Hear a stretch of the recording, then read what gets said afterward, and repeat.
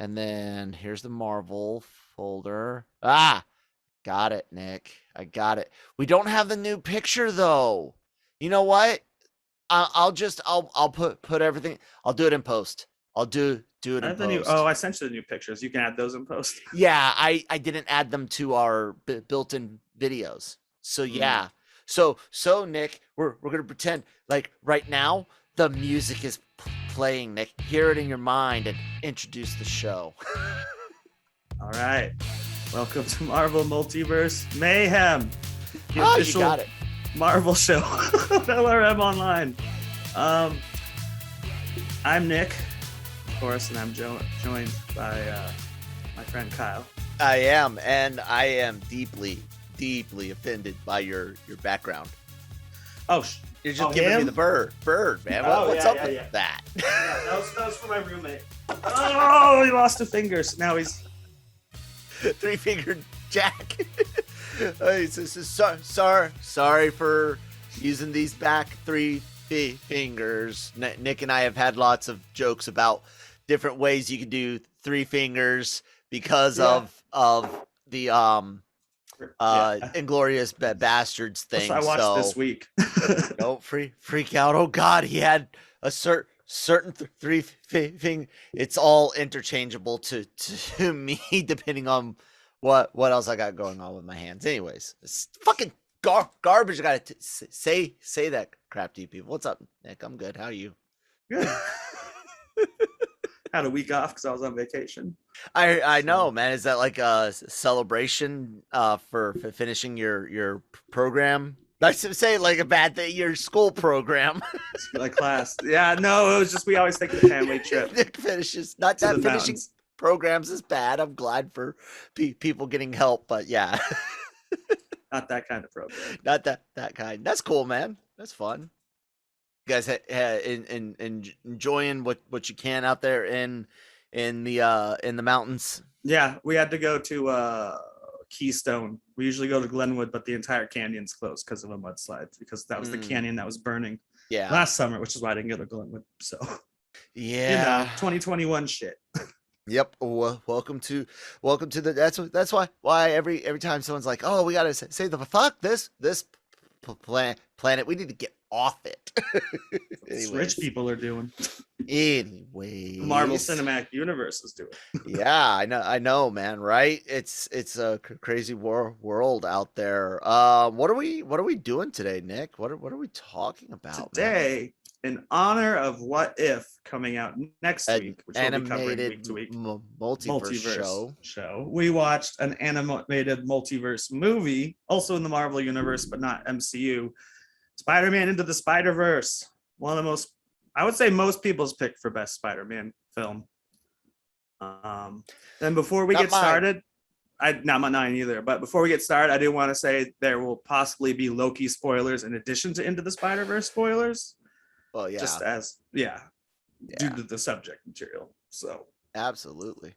And you know, you said right there up front, like it's a lot of people's favorite, and like it's good. I like it a lot, but you can't compare it to the live action films. I mean, I agree.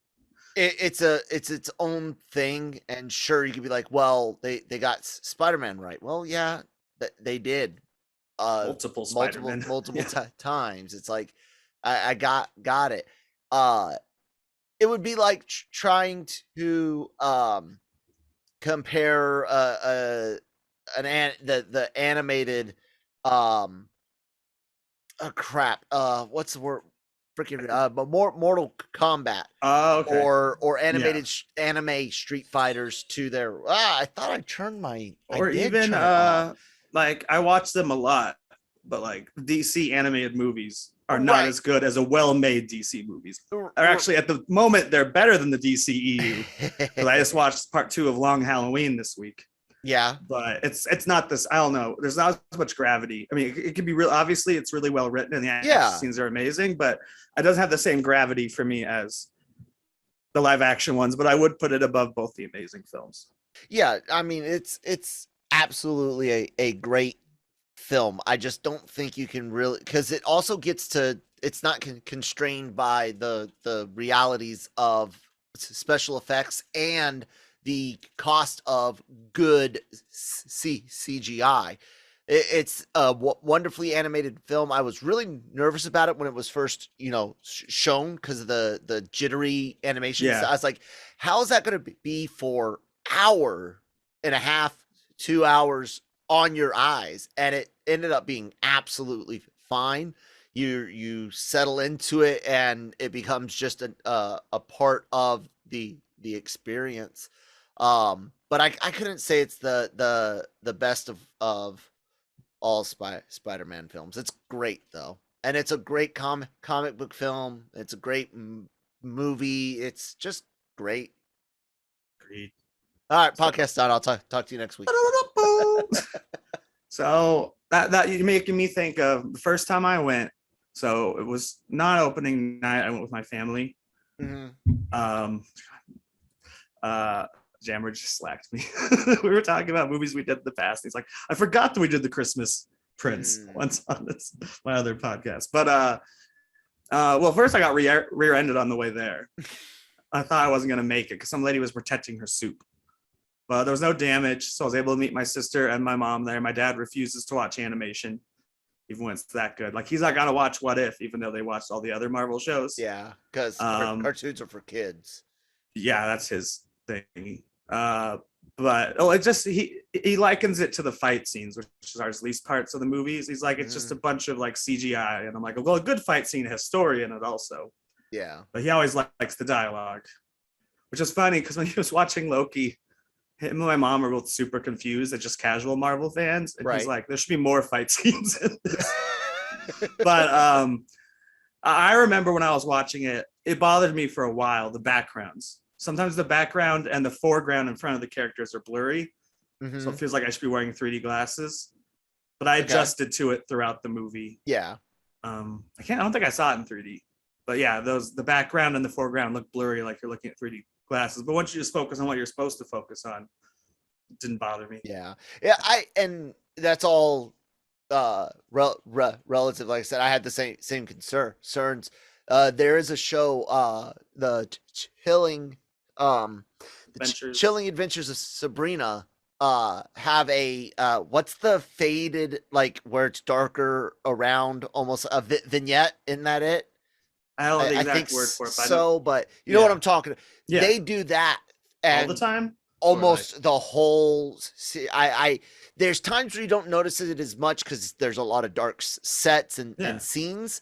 But whenever they're in a brighter set, it's obvious, and it irritates me when it's obvious. Is it there to like give it the feel of an older like horror film?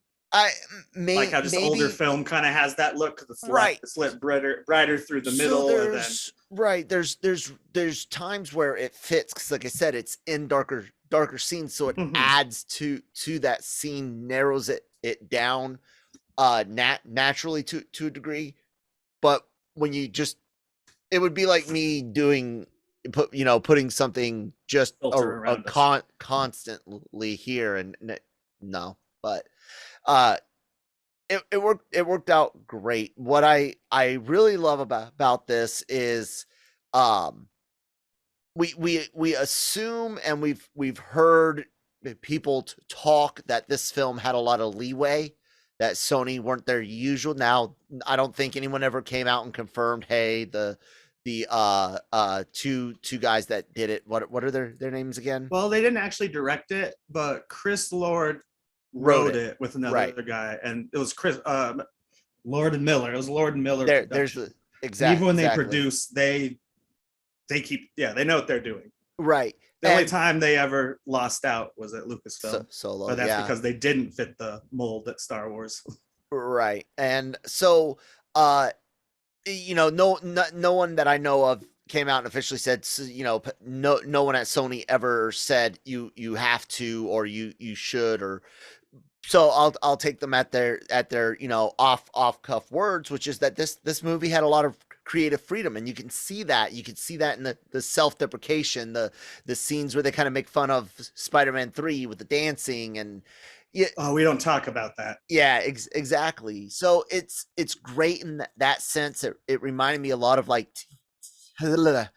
Teen Titans Go, which Mm. also Which does a actually I want to lot. see. Yeah, Is it it does a good? lot of self deprecation. The Teen Titans Go to the movie is phenomenal I on want to its watch it. own, It's just probably on all by HBO Max. itself.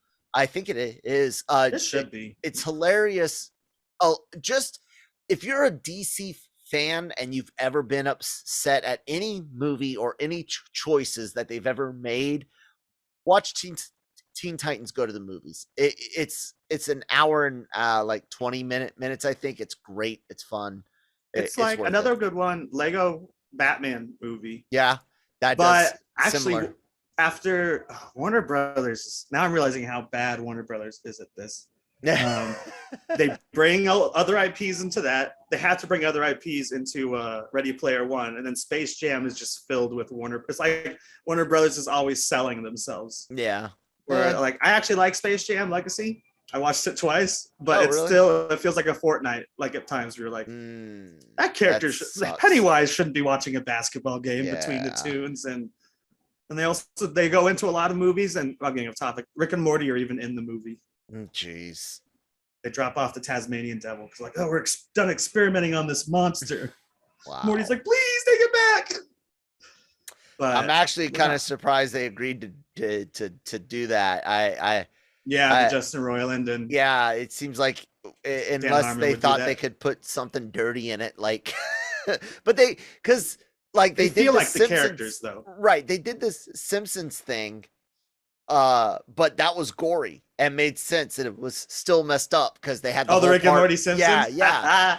And it was way more adult than Simpsons normally is, way more grotesque than Simpsons normally is. But yeah. Anyways, just think for a second before we move on. That clip lives on Disney Plus now. I know, right? But this week's is not a Disney Plus Marvel. Into the Spiderverse. So did you like it any more or less? We watched it. I assume you watched it like me this week. Yeah. I watched it last night. Yesterday.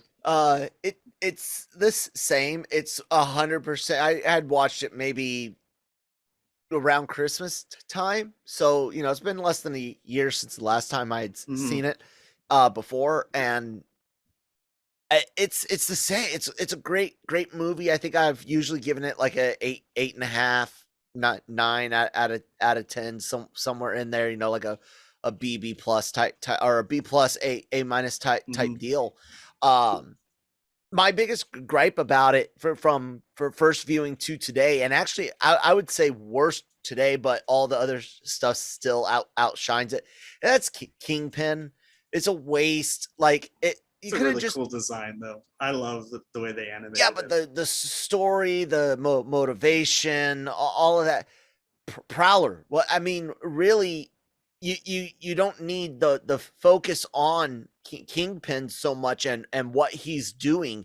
You can have Prowler be the MacGuffin of sorts, if you will. I know the powers themselves kind of are as well, but have him leading all the way to Fisk, who's been in the background, because it doesn't really matter what he's doing it for. All that matters is that he's doing he's bad. But they don't. Those are the most relatable moments on. Actually, no, because maybe it's because of Daredevil, getting to know him on that, and then seeing him lose his family in this. Maybe because honestly, here I feel nothing. It's such a bad job and poor focus, because it's hey, here's Kingpin and his big machine. Nothing for 30 minutes. Hey, here's why he built the big machine. He lost his family. No, nothing else for 30 more minutes. Hey, Kingpin's, I'm going to take someone else's family, and it's ruining the whole city. Machine go boom. It's like I would have preferred to skip out on all of that.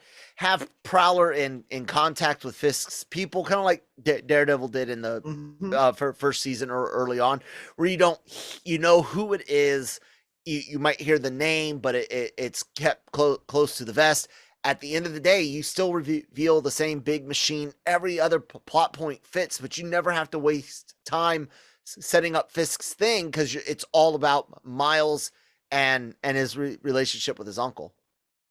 Yeah, That's my only complaint, man. Is that's to me is just wasted time, wasted story that could have been better used elsewhere. can you hear chainsaws behind me? No, If the audience can, it's because my roommate's getting rid of a few bodies. But no, they're doing the trees out the window. They're like climbing up the trees. I was gonna say chainsaws are messy, man. They splatter. They're efficient if you have a good blood room. Yeah, you gotta have a good murder room. And going back to Fisk, It's a murder house. It's how I met your mother.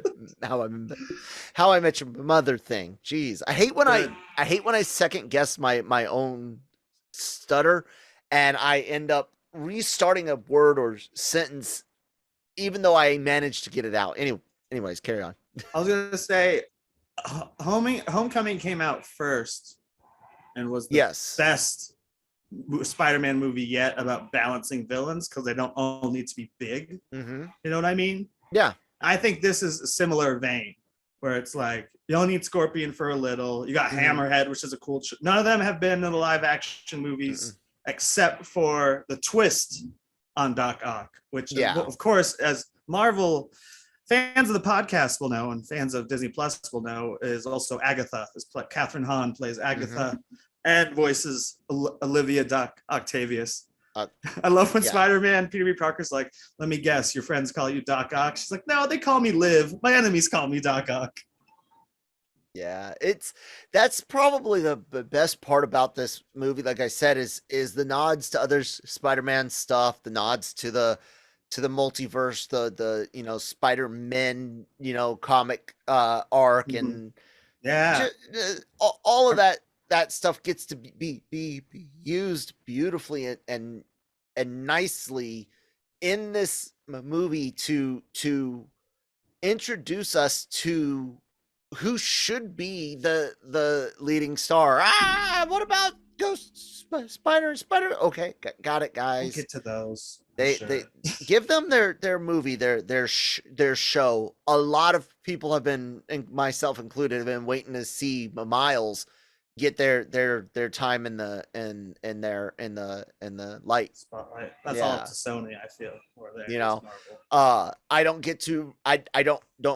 I was telling Manny about this today, and sticking with Marvel, but a little bit into that whole multiverse side of things. We're running out of stories that I remember from comics that I care about. There's some Fantastic Four and X-Men stuff still, House but overall, it's like, call me when Secret Wars is announced, right? And you're gonna have to try really hard to make me care about Miss Marvel and some other characters. Even like Shang-Chi. I'm excited because it's a Marvel movie, but I'm not particularly excited for that or the Eternals. So especially with, I don't know them yet, but I'm sure afterwards but I'll watch them. I'll be like, that was like Guardians. I had no idea. And I hope so. But I love these characters now. I hope. I've done that every time where I've been like, who cares about Ant-Man? And it's like, Ant-Man's amazing. It's like where, because I had told Manny, it's for example with Miss Marvel, I've read her solo comics. I've read team ups. Didn't get into it, so that's strike one. Her character in the Lego Marvel games, cute, the fangirl type thing, but it's she's the same in the Lego ones. Yeah, that must be her thing in the comics. It's like comics too. I think yes. That's her thing. Not I think Marvel's it Avengers. They try to play up like the Spider-Man angle with her arms. So I didn't, but it's only cute in small doses, right? So that strike two, and then Marvel's Avengers. It's like, okay, guys, you pull this big curtain to reveal she's the focus of your game, and you gotta deliver, and it's mediocre. Like I don't use her unless I have to when I've played. I haven't played it in months and months. Yeah, I hear it's really good now. I keep don't. reading tweets where they're like, "Oh, they fixed this and this," and like, Oh wow. "Thank you for the free." Like, it's always people thanking them. Like, I've never Yeah. seen the website. Like, I've never seen Square Enix tweet about it, but you hear people being like, "Oh, thank you for all the free skins in this new arena," and blah blah blah. But you Nice. know who's been missing, which ties into our podcast? What's that? They announced Spider-Man over a year ago, Yes. and we haven't even seen a picture of what the Marvel's Avengers Spider-Man looks like. Yeah. What do you? Well, you know what? Let's get back to the Yeah. movie. All movie news, you know. So yeah, I thought they balanced them cool. That's it's a cool group of villains to pick. It's an interesting choice of Spider-Verses to do too, like which characters they choose. Mm-hmm. Like Penny Parker's not even isn't that like a guy in the comic? That Who has the mech suit? I think there's a Spider-Man that does a male that does, but I'm fairly certain Penny existed in the manga one. Maybe let me see. Keep talking. I also remember didn't we know that it was before we knew it was gonna have other Spider-Man, the first teasers just showed us Peter B. Parker, and Miles. So yeah, like it sounds like, have you read the Spider-Man comic? What we I know of them, but no, I know I saw them. I thought that was going to be the plot, because in that plot, well, of course, Peter Parker's already dead in the Ultimate Universe before it happens, but Peter Parker gets shot into the Ultimate Universe, which is basically Miles' universe in the movies. Yep. I think one of the first people that stalks him is Nick Fury, and he's like, Peter Parker, Mysterio, and the Mysterio's the one that creates the hole, the wormhole or whatever that sucks Peter Parker in, and then I think they have to defeat Mysterio for him to go back home. And then isn't it Secret Wars that just smashes Miles, the Ultimate Universe, together with? Yeah, it put all of the universes together, and it's a mess. And Penny Parker first appeared as Penny, female Parker, with Spider in Edge of Spiderverse number 5, October 2014. Okay, so she's been around for 4 years before the movie came out. Yeah, she was created by Gerard Way, the cool. Umbrella Academy and My Chemical Romance singer. Yeah. And I was really excited. Nick Cage as Spider-Man Noir. Yep. Noir, I follow his jokes very closely on rewatches, where it's like, I hold matches until they burn out just so I can feel something. Yeah, right. And they even like, they barely say Nazi in Captain America. It's mostly Hydra. And even that, he's like, I like punching Nazis and like drinking whatever. Yeah. That's the other good fun aspect of this is Spider-Man has because we always look back on whatever the last movies were and go, well, how can we make it more like Spider-Man? They're always focused on him, missing out on some of the great supporting cast and some of the great villains and really building up their villains. And because they always want the hero to come out on top. So what's the best way? Well, the villain goes away, the villain dies, or is in jail, or it's questionable, or whatever. But this movie allowed us to get to experience other or the side characters. Like Aunt May in the coolest way, Aunt May ever. Right, and also just the idea of different Spider-Man. Like universes of spider people, you know, I don't fuck PC shit. Anyways, I like that aspect of it. I really enjoy the Spider Gwen Ghost Spider. I don't know why they changed her name, but whatever. Because and instead of being Spider Woman instead of Ghost Spider. No, being Ghost Spider instead of Spider Gwen, because it was originally Spider Gwen. But they called her Spider Woman in the movie.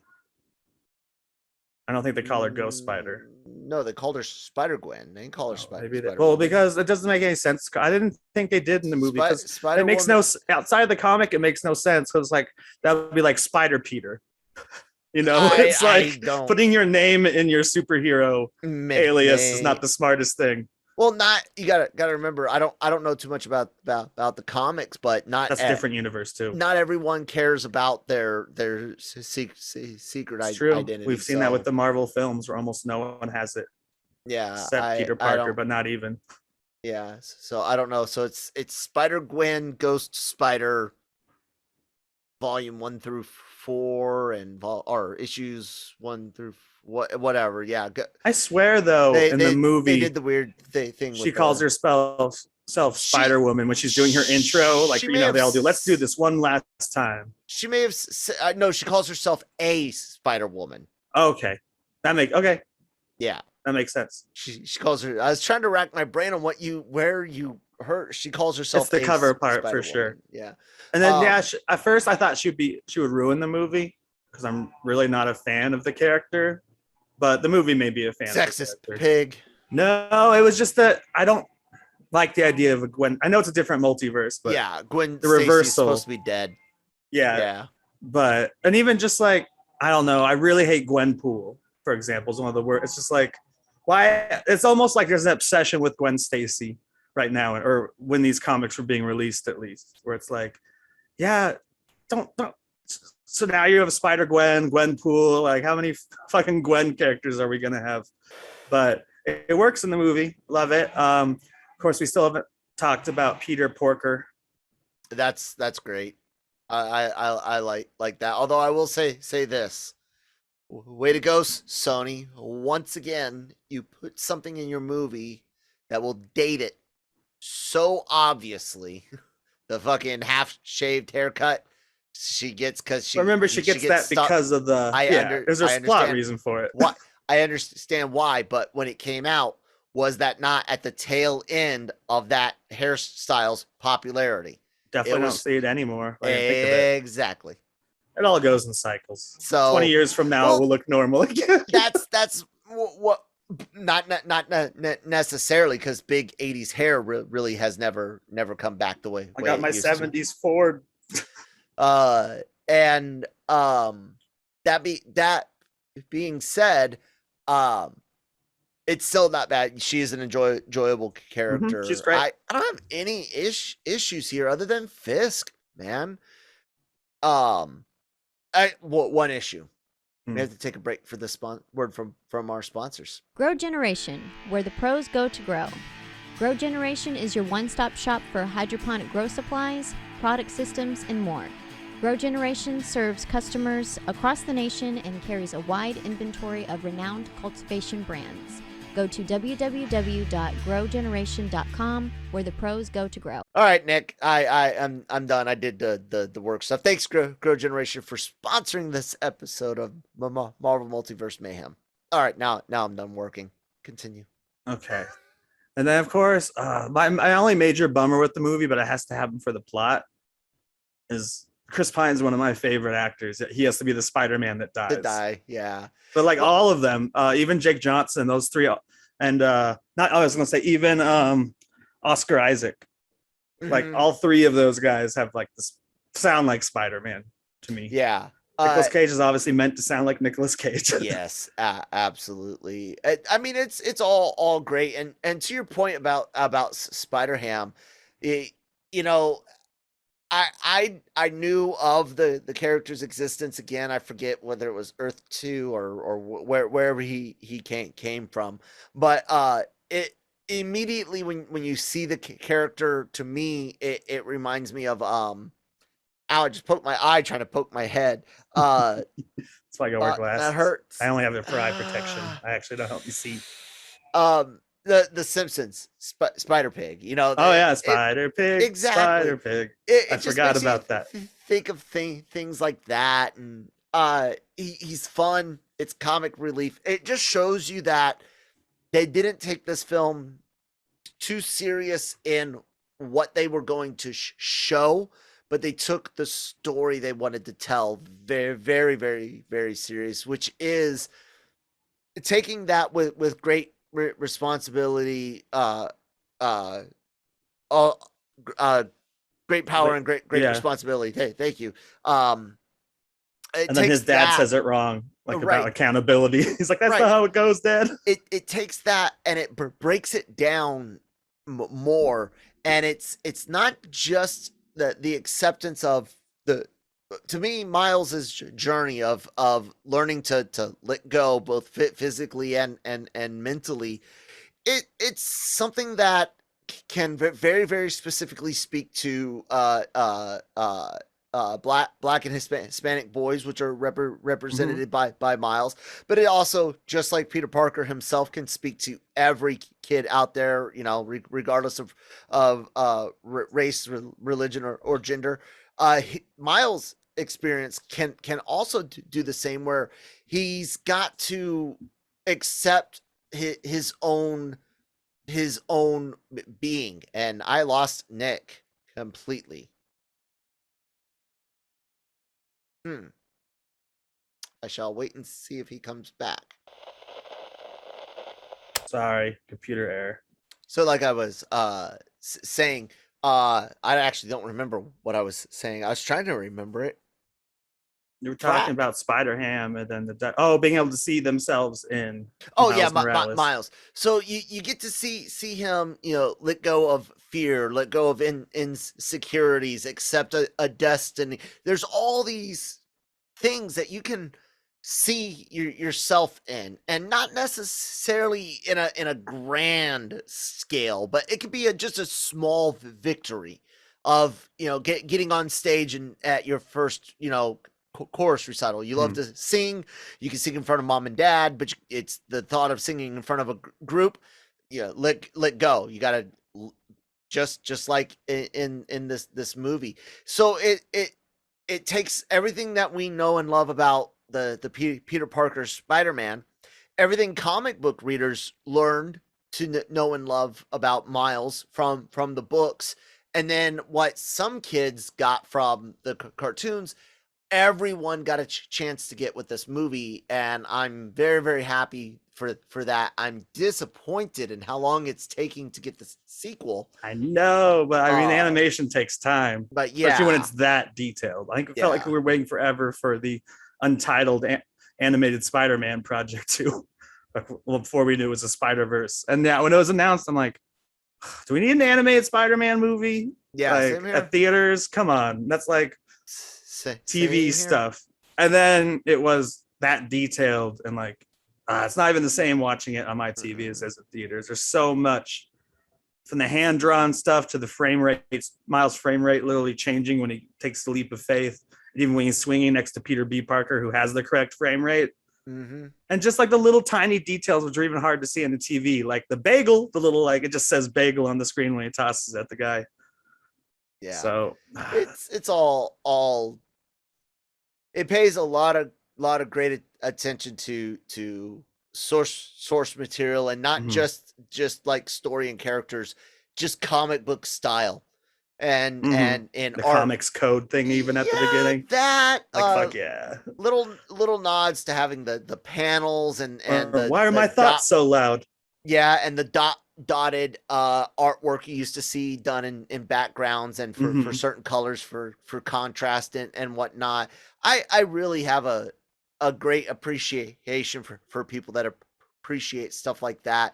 There's an anime called SSSS Gridman and SSSS Dyna Xenon, and they are based on something that's got source material, and they are the exact same way.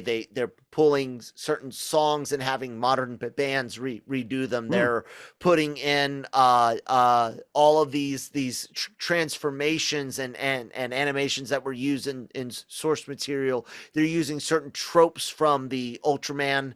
Is the kind, I forget the Japanese word, but you know who Ultraman is, right?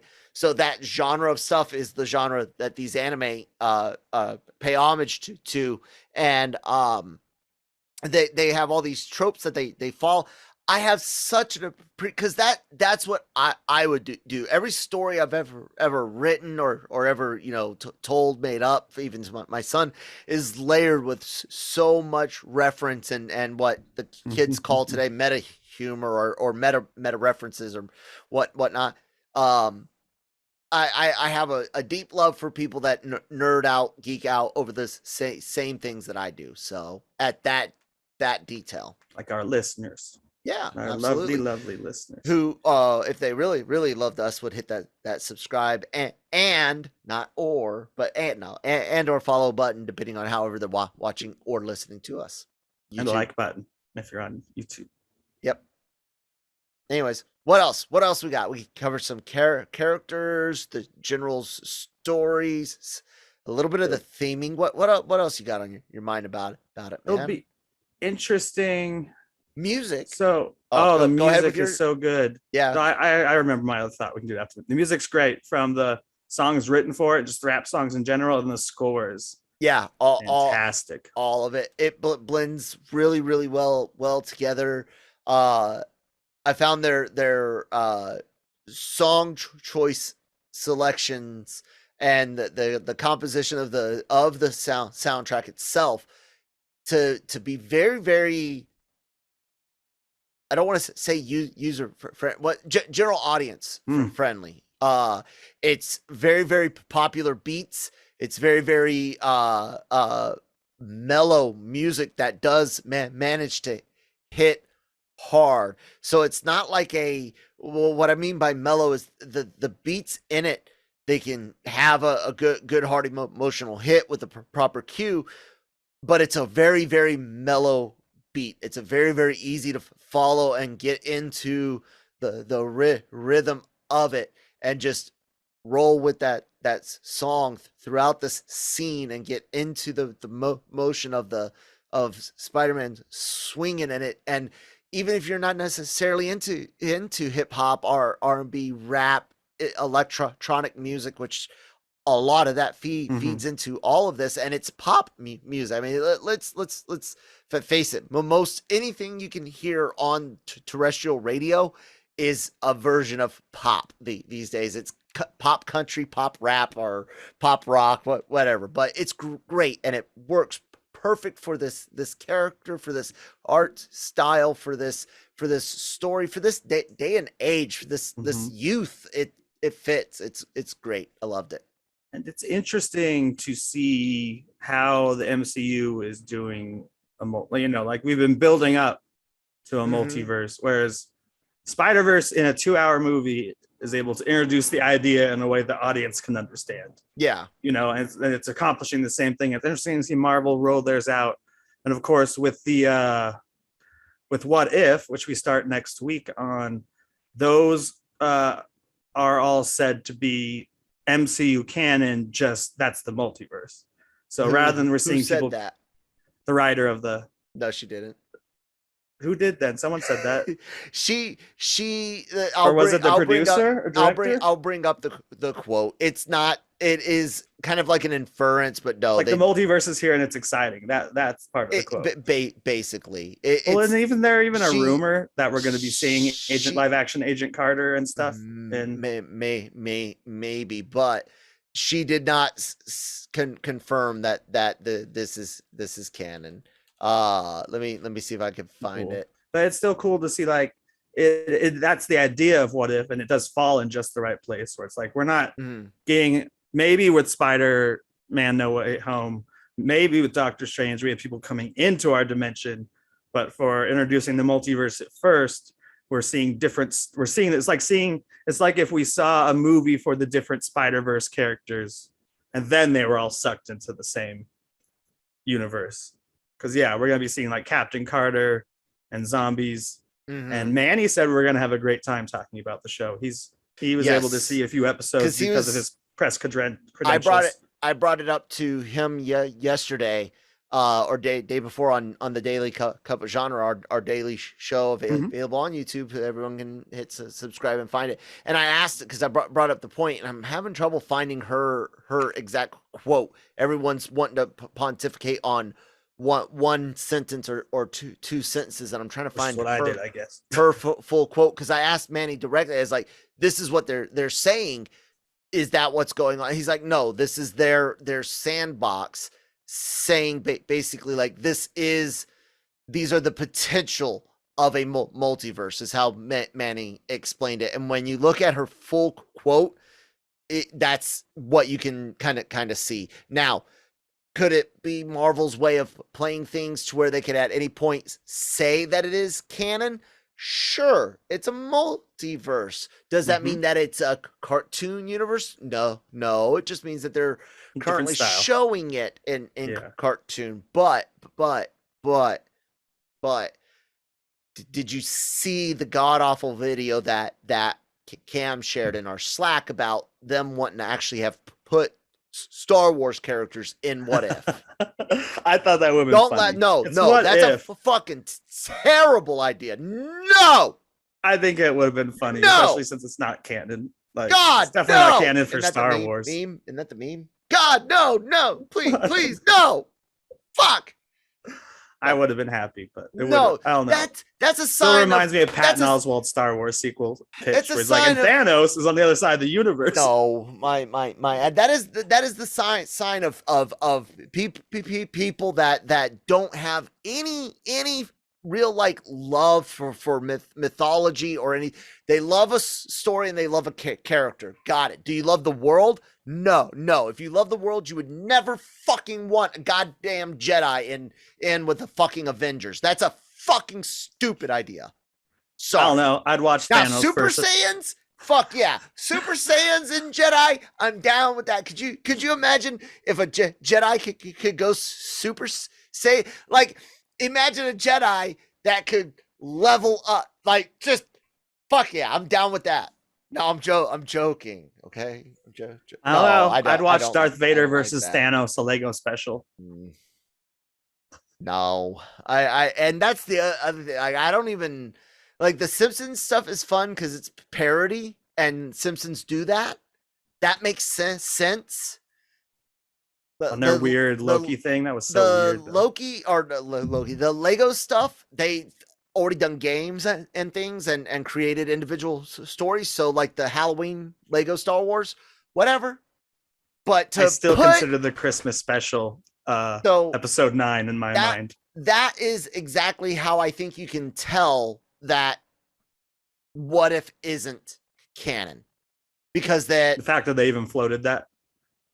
exactly. Well, maybe that's why one of the reasons she was told no, besides most people Maybe, thinking it's a bad idea. It was like, and no, exactly. we want to be it. We can't have something we're gonna call canon later, have Luke Skywalker. In it. Right, exactly. And I'm saying I could be wrong, and they could at any time slide in and say yes, these are canon. This happened on this spiral, and this happened on this fracture. Yeah. And sure, but I'm just saying I've got a pretty decent hit rate, Nick. You do. I'm waiting on that long high fly ball over left field called Mephisto to sail right over the ball and right next to that baseline and just hug it for that home run. Because guy, in this Spider-Man vein, Mike, I told you brought up One More Day and the themes and of One More Day. Well, who's a big part of the One More Day storyline? Who helps Mephisto? Peter Parker undo the Release of his identity. release of his identity? Who's also a big part of this Spider-Man film that is confirmed? Doc Strange. Who does Doc Strange fuck with a lot? Mephisto. I'm telling you guys, I will not accept defeat on that until such time as Wanda has her kids back in existence and we haven't seen or heard again. They could amalgamate and you could see like a nightmare or a what was the other one we mentioned.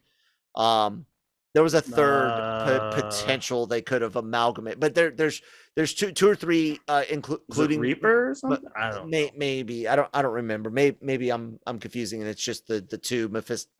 We Nightmare. talked about 3, But but I yeah. can't remember who the third is. Yeah, see, I thought, but anyways, Pandemonium, Pandemonium, because he's the one who was actually like the puppet master, And he's the one in MODOK Mephisto, who right. has like hands that are kids exactly. on in which someone brought up to Patton Oswalt that that those hands are the twins from WandaVision. And Patton Mhm. Oswalt's like, what the fuck, really? Yes.